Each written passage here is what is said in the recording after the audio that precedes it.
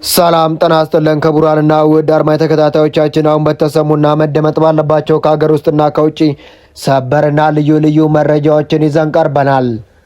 እንደተለመደው ሁላችሁም ቪዲዮ ላይክ አድርጋችሁ እስከ ዜናችን ፍጻሜ ድረስ አብራችሁ እንድትቆዩ በአክብሮት እየጋበዝን እንዲሁም ለዛሬ ያዝናቸውን ከሀገር ውስጥና ከውጭ ዋና ዋና መረጃዎችን በማስተዋወቅ እንጀምራለን። አሁን በደረሰን ሰበር ዜና መሰረት ራሱን ተራራው ራስ ጉና ክፍለ ጦር በማለት የሚጠራውና በትነግ ስር መንገድ መሪ በመሆን ሲንቀሳቀስ የነበረው ወታደራዊ ስብስብ በተሰነዘረበት መብረቃዊ ጥቃት ሙሉ በሙሉ መበታተኑና እንዲሁም አንድ ከፍተኛ የህወሓት አመራር መገደሉ ተገለጸ። ይህ ከፍተኛው የህወሓት አመራር የት አካባቢ ተገደለ? ስሙስ ማን ነው? እንዴት ተገደለ? የሚለውን ዝርዝር መረጃውን በሚቀጥሉ ደቂቃዎች ውስጥ አደምጡታላችሁ። ህወሓት ዛሬ ባወጣው መግለጫ የሱዳን ፈጥኖ ደራሽ ወቅቶኛል ሲል አስታወቀም። በፌዴራልና በታጣቂ ኃይሎቹ በኩል በምዕራብ ትግራይ አቅጣጫ የተከፈተው ድንገተኛ ጥቃት በሰራዊቱ ሙሉ በሙሉ መመከቱንና የጠላት እቅድ ሳይሳካ መቅረቱንም የህወሓት ከፍተኛው ሊቀመንበር አስታወቁም። በኦሮሚያ ክልል ወጣቶች በግፍ እየታፈሱ መሆናቸው ተገለጸ። አፈሳው በዘመቻ መልኩ ከተጀመረ ከሳምንታት በላይ መሆኑን የደረሰ መረጃ ያመላክታል። አፈሳውን የሚፈጽሙት እነማን ናቸው? የት አካባቢ ተፈጸመ? የሚለውን ዝርዝር መረጃውን በሚቀጥሉ ደቂቃዎች ውስጥ አደምጡታላችሁ። አሁን ላይ ህወሓት ወታደራዊና ፖለቲካዊ መዋቅሮችንና ከፍተኛ ባለስልጣኖችን የስልጣን ልውውጥ ማድረጉን አስታወቀም። የቀድሞ የሰላምና ጸጥታ ቢሮ ኃላፊ ሌተናል ጄኔራል ፍስሐ ኪዳኑ ወይም ማንጁስ የክልሉ ታጣቂ ኃይል ዋና አዛዥ ሆነው መሾማቸውም ተገለጸ። እንዲሁም በርካታ የህወሓት ከፍተኛ አመራሮች የስልጣን እድገትና የስልጣን ሽግሽግ መደረጉንም አስታውቀዋል።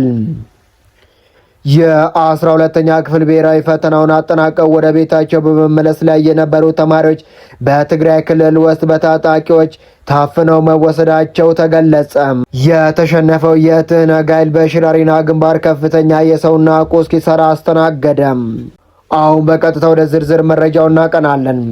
ለዚህ ታላቅ የዩቲዩብ ቻናል አዲስ ሆናችሁ ደግሞ ሁላችሁም ዩቲዩብ ቻናሉን ሰብስክራይብ በማድረግ የደውል ምልክቷን ተጭነው የዚህ ታላቅ የዩቲዩብ ቻናል ቤተሰብ እንድትሆኑ በአክብሮት እንጋብዛለን። የተሸነፈው የትህነግ ኃይል በሽራሪና ግንባር ከፍተኛ የሰውና የቁስ ኪሳራን አስተናገደ። የሱዳን ጦርና ሚሊሻም ድጋፍ ለማድረግ እንቅስቃሴ ማድረጉም ተገልጿል። አዲስ ሪፖርተር ጋዜጣ እንዳመላከተው የትህነግ ታጣቂዎች ቡድን በሽራሪና ግንባር የተከፈተው ማጥቃት ተከትሎ በተወሰደው የተቀናጀ አጸፋ እርምጃ በዛሬው ዕለት ለታጣቂ ቡድን ከፍተኛ ሰብአዊና ቁሳዊ ኪሳራ ማድረስ መቻሉን ከአካባቢው የተገኙ መረጃዎች ያመላክታሉ። እንደ ምንጮቹ ዘገባ ከሆነ በግንባር በተካሄደው የመልስ እርምጃ በርካታ የትህነግ ከባድና ቀላል የጦር መሳሪያ ተሽከርካሪዎች እንዲሁም የመገናኛ ቁሳቁሶች በቁጥጥር ስር የዋሉ ሲሆን በርካቶቹ ደግሞ ፈጽሞ እንዲወድሙ እንደተደረገም ተገልጿል። በግንባሩ ከተደመሰሱና በቁጥጥር ስር ከዋሉት በርካታ የጦር መሳሪያዎች መካከል በ3 ፓትሮል የተጫኑ ዙ 23 መሳሪያዎች፣ አንድ ባለ 170 ሚሜ ሮኬት፣ 2 የሮኬት መሳሪያ፣ አንድ ባለ 120 ሚሜ እና አንድ ባለ 82 ሚሜ ሞርታሮች እንዲሁም በምርመራ ሂደት ላይ ያሉ 2 ልዩ አይነት ሞርታሮች ይገኙበታል። 6 አርፒጂ 54 ብሬኖች፣ 5 ስናይፐር፣ 1347 ክላሽንኮቭ መሳሪያዎች እንዲሁም ለግንኙነት አገልግሎት ይውሉ የነበሩ 183 ሬዲዮዎች በቁጥጥር ስር መዋላቸው ታውቋል። 2 ጦር ከባድ ተሽከርካሪዎች፣ 2 ፓትሮል ተሽከርካሪዎችና 2 ጄኔሬተሮች በውጊያ ወቅት የተማረኩና የወደሙ ናቸው። በተጨማሪም የትህነግ ታጣቂ ቡድን ሲጠቀምባቸው የነበሩ የተለያዩ የጥይት አይነቶች፣ የሕክምና ቁሳቁሶች፣ መድኃኒቶች፣ በርካታ ተተኳሾች፣ የመኪና መለዋወጫዎች፣ ነዳጅ ዘይትና ሙሉ የጥይት ዲፖ ሙሉ በሙሉ በቁጥጥር ስር መዋላቸውም ተረጋግጧል። በሽረሪና ግንባር በተደረገው ትጥቅ ጫን እርምጃ በትህነግ ኃይል ላይ የደረሰው ሰብአዊ ኪሳራም ከፍተኛ እንደሆነ ተገልጿል። በዚህ መሰረት በውጊያው ወቅት 777 የትህነግ ታጣቂዎች ሲገደሉ 703 ደግሞ ከባድና ቀላል የቁስል አደጋም አስተናግደዋል። በሌላ በኩል አንድ ሻለቃ አዛዥን ጨምሮ 141 የታጣቂ ቡድን አባላት የተለያዩ የስራ ኃላፊነት ያላቸው የአመራር አባላት እጃቸው መስጠታቸውንና በቁጥጥር ስር መዋላቸውን ከአካባቢ የተገኙ መረጃዎች ያረጋግጣሉ። ይህ በእንዲህ እንዳለ የትነግ ሰራዊትን ለማገዝ የሱዳን ጦርና ሚሊሻ ከሀበሻና ከሌሎች አጎራባች የሱዳን አካባቢ በትራክተር በመጫን ወደ ግንባር የመጓጓዝ እንቅስቃሴ መጀመራቸውም ተገልጿል። ይህ የሱዳን ኃይሎች የሎጂስቲክና የሰው ኃይል ማጓጓዣ ከሰዓታት በፊት ጀምሮ በስፋት እየተከናወነ እንደሚገኝ የደረሱ ምንጮች ይጠቁማሉ። በተያያዘ መረጃም ትነግ የሱዳን የጄኔራል አልቡርሃን ጦርን ለማገዝ በሚል ቀደም ሲል ወደ ምዕራብ ኢትዮጵያ ወይም ቤንሻንጉል ጉሙዝ ክልል አቅጣጫ አስጠግተው ከነበሩ የታጣቂ ኃይሎች ላይ የተወሰነውን በመቀነስ መልሶ ወደ ሽረሪና ግንባር በመጓጓዝ ላይ እንደሚገኝ ተስፋፍቶ ከደረሰን የመስክ መረጃ ላይ ለማግኘት ተችሏል። በአካባቢው ስላለ ወቅታዊ ሁኔታና ተጨማሪ ዝርዝር መረጃዎችን እንዲደርሱ የዩቲዩብ ቻናሉን ሰብስክራይብ አድርገው የዚህ ታላቅ ቻናል ቤተሰብ እንድትሆኑ በአክብሮት እንጋብዛለን። የ12ኛ ክፍል ብሔራዊ ፈተናቸውን አጠናቀው ወደ ቤታቸው በመመለስ ላይ የነበሩ ተማሪዎች በትግራይ ክልል ውስጥ በታጣቂዎች ታፍነው መወሰዳቸውን ፕሮፌሰር ክንዲያ ገብረሕይወት አስታወቁ። ፕሮፌሰሩ በኤክስ ገጻቸው ባወጡ መረጃ መሰረት ክስተቱ የተፈጸመው በአክሱም ከተማ በስተ ምዕራብ 20 ኪሎ ሜትር ርቀት ላይ በምትገኘው ውቅሮ ማራይ በተባለች አካባቢ ሲሆን ተማሪዎቹ በአክሱም ዩኒቨርሲቲ ውስጥ ሲሰጥ የነበረውን የ12ኛ ክፍል ፈተና አጠናቀው እየተመለሱ በነበሩበት ወቅት እገታው እንደተፈጸመባቸውም ገልጸዋል። ድርጊቱ የተፈጸመው በክልሉ በሚንቀሳቀሱ ታጣቂዎች ሲሆን ወጣቶቹን በግዴታ ወደ ውትድርና ለማስገባት ታስቦ የተፈጸመ እንደሆነ ዘገባዎች እየወጡ ይገኛሉ። ይህ ክስተት የተማሪዎቹ መብትና ደህንነት ክፉኛ የሚጥስ አሳሳቢ ድርጊት መሆኑን ፕሮፌሰር ክንዲያ አጽንኦት ሰጥተውታል። ወጣቶች የትምህርት ገበታቸውን አጠናቀው ከማንኛውም እገታና የግዳጅ ምልመላ ስጋት ነጻ በሆነ መልኩ በሰላም ወደ ቤታቸው የመመለስ መብት ሊኖራቸው እንደሚገባ አብራርተዋል። ፕሮፌሰር ክንዲያ ሲገልጹም ሰላምን የሚወድ ሕፃናትና ተማሪዎችን ደህንነት የሚጠብቅ እንዲሁም ለሰብአዊ መብቶች መከበር የቆመ ማንኛውም አካል ይህንን እገታ ያለምንም ቅድመ ሁኔታ በጽኑ እንዲያወግዝና ተማሪዎቹ በአስቸኳይ እንዲለቀቁ ጠንካራ ጥሪ እያቀረቡ ይገኛሉ። አሁን ላይ ህወሓት ወታደራዊና ፖለቲካዊ መዋቅር መለወጡን አስታወቀም።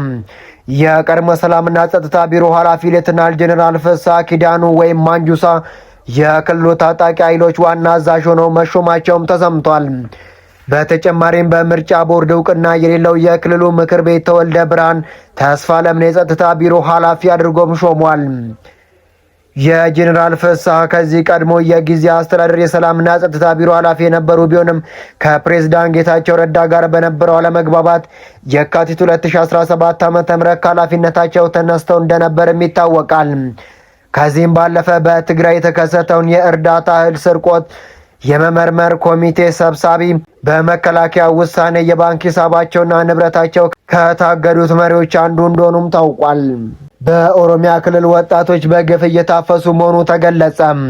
አፈሳው በዘመቻ መልኩ ከተጀመረ ከሳምንታት በላይ መሆኑን የደረሰ መረጃ ይጠቁማል። አፈሳውን የሚፈጽሙ ሚሊሻ አባላት ናቸው ሲሉ ማስታወቂያቸውን የሰጡን የዓይን እማኞችም አስታወቁ። በኦሮሚያ ክልል አንዳንድ ከተሞች ወጣት በኃይል አማራጭ በግዳጅ ታፍሰው እየተወሰዱ መሆናቸውን የቦረከና ምንጮች ገልጸዋል። በማሳያነትም ሱሉልታ፣ አዳማና ሻሸመኔ ድርጊቱ የተፈጸመባቸው ከተሞች ናቸውም ተብሏል። ከታፈሱት ወጣቶች መካከል አብዛኞቹ በቀን ስራ ላይ የተሰማሩ ናቸው ያሉት የመረጃ ምንጮቻችን አፈሳው የሚፈጸሙ በዋናነት ምሽት አካባቢ ላይ ነው ሲሉም ተናገሩም። በግልና በመንግስት ስራ ላይ የተሰማሩ ወጣቶች ከታፈሱት መካከል እንደሚገኙ የገለጸው የቦረከና ምንጮች የመንግስት ሰራተኞችን እያጣሩ መመለስ መጀመራቸውንም ገልጸዋል። በአንጻሩ በግል ተቋማትና በግል ስራ ላይ የተሰማሩትን ከፍተኛ ገንዘብ እያስከፈሉ መልቀቅ መጀመራቸውንም የወጡ መረጃዎች አመላክታሉ። ይህ አይነቱ የወጣቶች አሰፋ በስፋት ሲከናወን የነበረው በትግራይ ክልል የነበረ ሲሆን ዓለም አቀፍ የሰብአዊ መብት ተሟጋቾች ተቋማት ድርጊቱን አውግዘዋል። በተመሳሳይ መልኩ የፌዴራል መንግስቱ ህወሓት በወጣቶች ላይ የሚፈጸመውን በኃይል የታገዘ አፈሳ ካወጣ በኋላ ሲሆን በኦሮሚያ ክልል አፈሳ የተጀመረው በትነግ ተራራው ራስ ጉና ክፍለ ጦር ላይ በተሰነዘረ ጥቃት ከባይና ቁሳዊ ኪሳራ መድረሱ ተገለጸ። ራሱን ተራራው ራስ ጉና ክፍለ ጦር በማለት የሚጠራውና በትነግ ስር መንገድ መሪ በመሆን ሲንቀሳቀስ የነበረው ወታደራዊ ስብስብ በተሰነዘረበት መብረቃዊ ጥቃት ሙሉ በሙሉ መበታተኑን ክፍለ ጦሩ ከክፍለ ጦር ግንባር የደረሱ መረጃዎች ያመላክታሉ። አንድ የውጊያ ቀጠና ምንጮች እንደገለጸው ከሆነ በተካሄደው የተጠናና የተቀናጀ ወታደራዊ እርምጃ የክፍለ ጦሩ አዛዥን ጨምሮ በርካታ የቡድን አባላት የተደመሰሱ ሲሆን የተቀሩት ደግሞ ከባድ ጉዳት ደርሶባቸዋል። የተማረኩት የክፍለ ጦሩ መሳሪያዎችና የልዩ ዘመቻ ውጤት በዚህ እርምጃ ወቅት ከትህነግና ከሻቢያ ተቃርመው በስራ ላይ ውለው የነበሩ በርካታ ታላቅና ከባድ የጦር መሳሪያዎች በቁጥጥር ስር መዋላቸውም ተረጋግጧል። ከግንባር የሚወጡ መረጃዎች እንደሚያመላክቱት የክፍለ ጦሩ የእዝ መዋቅርና የውጊያ አቅም ሙሉ በሙሉ ከጥቅም ውጪ ሆኗል ሲሉም አስታወቁም። በቦታው የነበሩ የትህነግ ታጣቂዎች ከባድ የሰውና ቁሳዊ ኪሳራንም አስተናግደዋል። የተማረኩ ወታደራዊ ትጥቆችና ቁሳቁሶች ሙሉ በሙሉ በቁጥጥር ስር ውለዋል። የሰብአዊና መረጃ አያያዝ ሁኔታም እንኳን ከስፍራው የተላከ የውጊያ ውጤት የሚያሳይ ምስሎች ቢኖሩም በጋዜጠኝነት የስነ ምግባር ደንብና የህዝብ ደህንነት መመሪያዎች ምክንያት ምስሎችን ከማውጣት መቆጠባችንን እንገልጻለን።